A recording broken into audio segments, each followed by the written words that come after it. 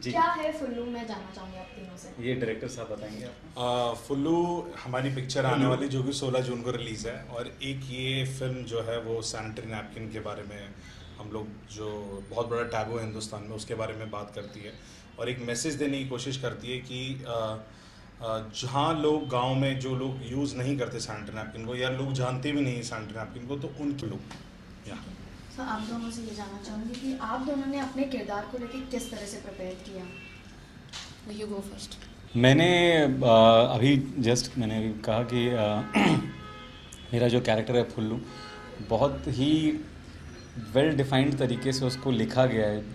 जब मैंने पढ़ी थी तो पढ़कर मेरा आधा काम हो गया था, क्योंकि जिस तरीके से उसको लिखा है, इतना खूबसूरत कैरेक्टर बनाया है कि मेरा आधा काम राइटर शाहीन इकबाल ने कर दिया। और ये एक अच्छी स्क्रिप्ट की खासियत होती है, अगर आपको अपना कैरेक्टर पढ़ते हुए नहीं नज़र आ रहा है, यानी कि स्क्रिप्ट में वो खामी है। तो आधा काम तो मेरा राइटर शाहीन इकबाल साहब ने मेरी मदद की, और मैंने उनके साथ पूरी स्क्रिप्ट के ऊपर काफ़ी बातचीत की, और पूरी रिकॉर्डिंग ली मैंने उनसे करवा के पूरी स्क्रिप्ट की, और वो मैं सुना करता था, और उस तरीके से मैंने अपना डायलेक्ट पकड़ा। और मैं उस गांव में गया जहाँ पर हमने शूट किया है, मथुरा में एक छोटा सा गांव है पक्का कोयला, तो वहाँ मैं रहा 2-3 दिन, और उन लोगों के साथ में गांव में टाइम स्पेंड किया, बहुत मज़ा आया। और जो मिलनसारता वहाँ मिली, वो अभी मैं बहुत उसकी मुझे कमी महसूस होती है शहर में आके बट मुझे कैरेक्टर प्ले करने में बहुत मैंने इन्जॉय किया। फुल्लू को निभाते हुए मुझे मज़ा आया। आपसे भी जानना चाहूँगी कि खुद को किस तरह से प्रिपेयर किया फुल्लू के लिए। अटेंड करी हैं, जिसमें जो हमारे शाहीन जी राइटर हैं, उन्होंने हमारी काफ़ी हद तक तैयारी करा दी थी कि हमें सेट पे जाके पता था कि हमें क्या करना है। तो इस वजह से एक्चुअली ये भी होता था कि जब जो चीज़ हमने सोचा था, जिस तरीके से डे प्लान किया था, अगर हमें पता था कि ये 6 बजे तक ख़त्म होगा, तो एक्चुअली हम लोग अक्सर 5 बजे ही ख़त्म कर लिया करते थे।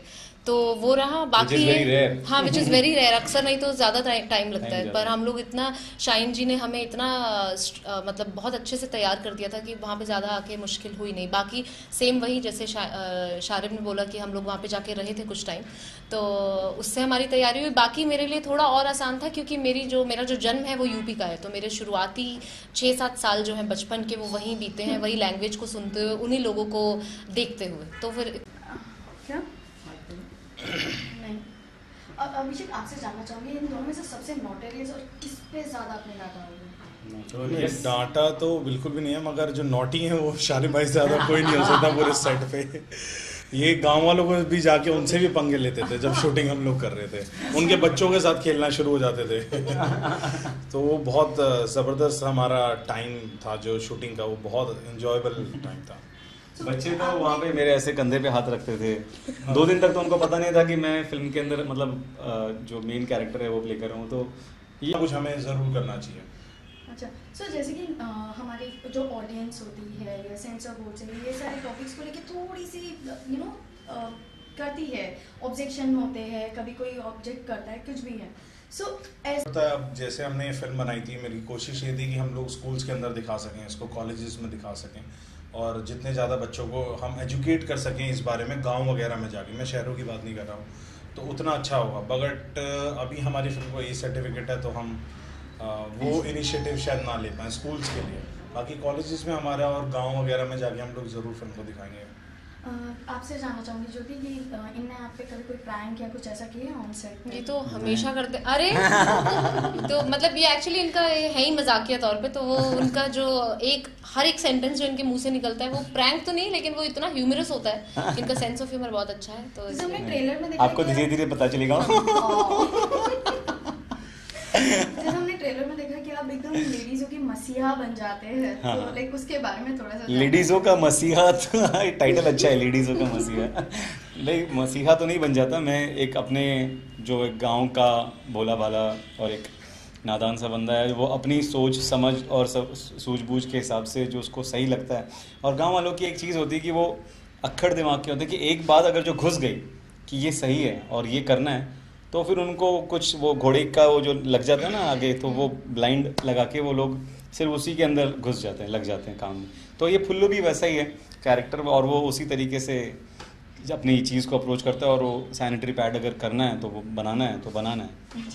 So, थोड़ा सा अलग आ जाती हूँ इस टॉपिक पे मैं जैसे गाँव में GST टैक्स हो रहे हैं, सो सैनिटरी नैपकिन पे 12% टैक्स लगाया है, सो उस पर आप लोगों का क्या रिएक्शन है? हमारा 100% ये मानना है कि 12% निकाल देना चाहिए। निकाल देना चाहिए और उससे भी ज़्यादा ये है कि जितना ज़्यादा अवेयर हो सकें लोग सैनिटरी नैपकिन को लेके, क्योंकि अभी भी हिंदुस्तान के अंदर 60% लेडीज़ ऐसी हैं जो सैनिटरी नैपकिन के बारे में जानती भी नहीं है, तो उनके लिए GST तो बहुत बाद में आता है। तो पहले हम एटलीस्ट उनको अवेयर तो करें कि सैनिटरी नैपकिन जैसी चीज़ है, हाइजीन जैसी कोई चीज़ है, तो वो बहुत ज़रूरी है। असल में ये सब इसका टैक्स तो हटाना चाहिए, उसके अलावा उसका प्राइस और कम करना चाहिए, क्योंकि ये जिस तरीके से रोटी दाल आटा हमको जितनी ज़रूरत होती है रोज़मर्रा की ज़िंदगी में, क्योंकि हमें भूख लगती है तो हम खाना खाते हैं, तो पीरियड्स भी आप लोगों के लिए फीमेल के लिए उतना ही नेचुरल प्रोसेस है और हर महीने आता है, तो वो अगर जब पीरियड आता है तो पैड्स लगाने हैं, तो वो उतनी ही ज़रूरी चीज़ है, तो उसका दाम भी जो है वो उतना ही सस्ता होना चाहिए, जो कि हर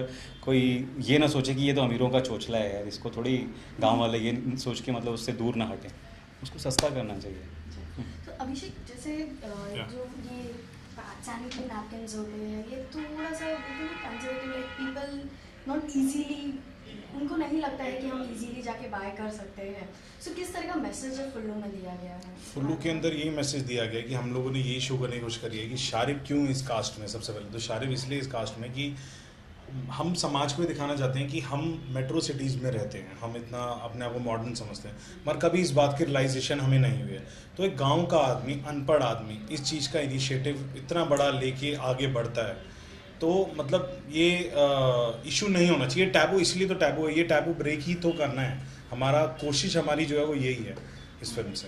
ओके, लास्टली जानना चाहूँगी अपने व्यूअर्स को क्या कहना चाहिए? हम अपने व्यूवर्स को यही कहना चाहेंगे कि 16 जून को एक फ़िल्म आ रही है हमारी प्यारी सी, जिसका नाम है फुल्लू। बहुत दिल से बनाई है, बहुत अच्छे इंटेंशन के साथ बनाई है और हमने बहुत मेहनत की है इस फिल्म के ऊपर, और जितना मज़ा हमें इस फिल्म को करने में आया है, हम उम्मीद करते हैं कि उतना ही मज़ा आपको इसे देखने में आएगा। तो प्लीज़ प्लीज़ प्लीज़ 16 जून को फुल्लू ज़रूर देखिए, क्योंकि जो औरत का दर्द नहीं समझता भगवान उसे मर्द नहीं समझता। ये है कि अब एक्चुअली ये हम लेट हो गए हैं एक्चुअली, ऐसी फिल्में अब जब आ रही हैं, फाइनली आ रही हैं, इससे Correct. बहुत पहले आ जानी चाहिए थी, बिल्कुल। और ऐसी फिल्में बननी चाहिए इनफैक्ट। तो वही है कि ये तभी बनेंगी जब आप लोग देखना शुरू करेंगे, जब ऑडियंस इसे एक्सेप्ट करना शुरू करेगी, तो उसके लिए 16 जून थिएटर्स में जाइए और देखिए, और अगर ट्रेलर अभी तक नहीं देखा है तो ज़रूर देख लीजिए यूट्यूब पे प्लीज़। या मैं भी यही कहना चाहूँगा कि हमारी टीम ने बहुत ज़्यादा मेहनत करी है, सो 16 जून को जाके फिल्म देखिए, और आप भी इस फिल्म के ज़रिए जितने लोगों को अवेयर कर सकते हैं, आपके आसपास जो आपके घर में जो सर्वेंट्स हैं या जो भी हैं, उनको अवेयर करिए। Thank you. Thank you.